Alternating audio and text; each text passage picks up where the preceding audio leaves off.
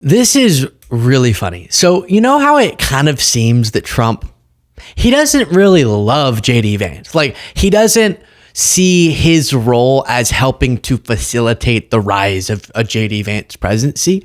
So much so that when he got asked, as we covered, if JD Vance would be his successor, he said no. I mean, I don't know, JD's great, but not necessarily.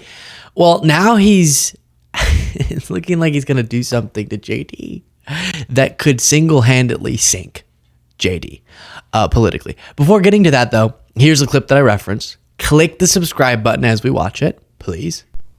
Do you view Vice President JD Vance as your successor, the Republican nominee in 2028? No, but he's very capable. I mean, I don't think that I think you have a lot of very capable people. So far, I think he's doing a fantastic job. It's too early. We're just starting. Yeah. So, all right. Then we got reporting that Don Jr. wants to make a run for it. So maybe that's why Trump said no to that question. But now we have a policy thing that he's considering doing that would be utter humiliation and political poison for JD. And that's this. Brian Tyler Cohen posted, Trump is preparing to make JD Vance the tariff czar. Oh no, the tariff czar to deal with the rising prices and other problems that are about to arise because of their tariffs on China. If we go to the source for this, the Trump administration officials anticipating supply chain strains due to sweeping tariffs on Chinese goods have discussed forming a working group. I guess Vance would be a part of that.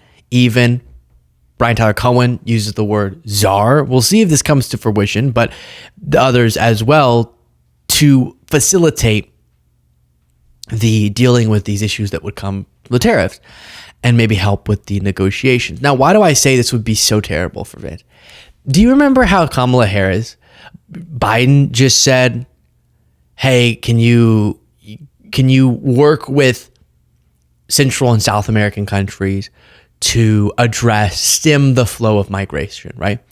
And then that got described by the media as Kamala Harris being the border czar. And then that was a really politically damaging thing because the border was perceived as kind of a disaster. And so then she was seen as the person who was at fault for that. Trump loves offloading his political baggage onto people. And so if he puts JD Vance as the head of tariffs, if he were to do the tariff czar as the label for JD, that term is going to become so unpopular. And JD will have to answer for the fact that, wait, you were the guy tasked with bringing down prices, which is what this is saying. This reporting is saying they're working on. And you were the guy tasked with making sure tariffs weren't painful to consumers. And that's going to be one of the issues in the next election. So if JD does want to be the successor, not if he was described as the tariff czar. I think that's going to be more politically damaging than border czar. She was never actually officially labeled that by the administration, but I mean, it caught even in the media, and it really hurt her. And this is even worse because prices, right where people can feel them, directly the outcome of a policy will be very enraging to consumers. BBC reports that Vance is visiting India as Trump intensifies tariff war with China. U.S. Vice President JD Vance will meet Prime Minister Narendra Modi on a 4-day visit to India next week as their two countries negotiate a bilateral trade deal.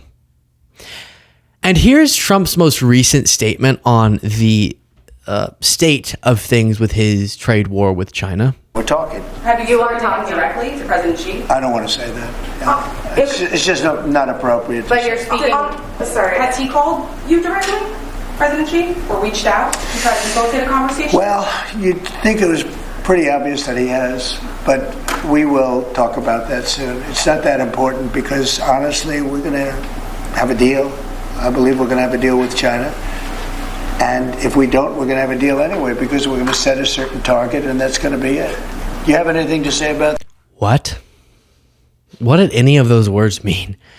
You know, you'd think it's pretty obvious that he has, but I don't want to say, but we're going to have a deal, which is good. But it's good because we may not have a deal. And if we don't, then we'll hit a target. Okay, cool. Now, continuing on all these tariff discussions, there's a right-wing influencer, Batya Ungar-Sargon, and she is, I don't know why she does this to herself, but she'll go on these shows, and you can take that down for a second, Jane. I'll get to this other clip, actually, and say just mind-boggling things. But she's one of those influencers that says, I am a leftist MAGA. So it's really hot these days to, oh no, I'm actually, there's even a guy who calls himself communist MAGA or something, a MAGA communist. I'm on the left, but if you really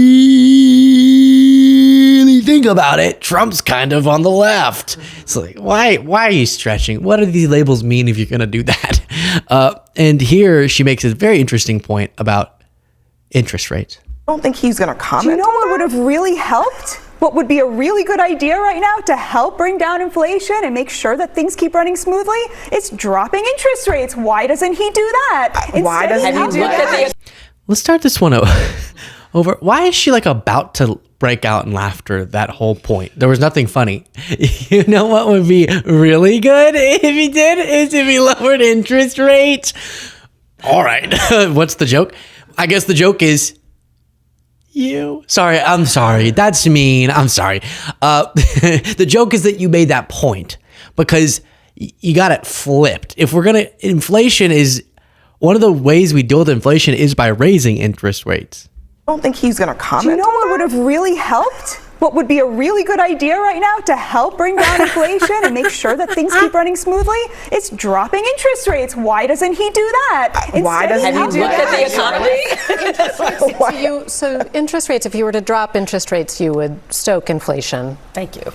You would give the business community a little bit of support to get them through what is going to be a difficult time as we reorganize the economy in order to restore dignity to the working class. You know what else would help? If you didn't wildly put tariffs in place that don't make any sense. That would probably help more. Where do you think the tariffs? I don't think he...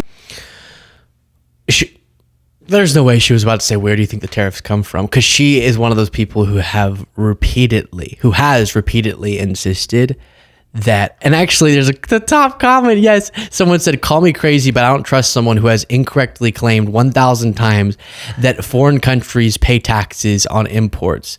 And I guess they asked Grok how many times, okay, this is actually Trump, I see. How many times has Trump incorrectly claimed foreign countries pay U.S. tariffs? Estimate 1,000 times. But similarly, this individual has as well.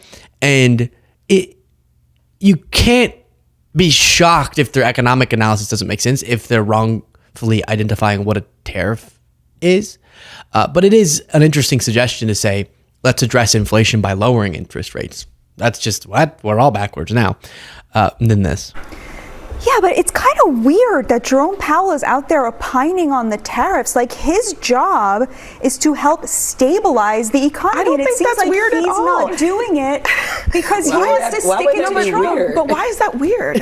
Why is that weird? Because you would expect that a president who has a really good idea about how to restore the middle class and restore the dignity of the working class should have the support of the people who are, have the power to help Jerome Powell is the head of the Fed and has a mandate to keep inflation low and employment high.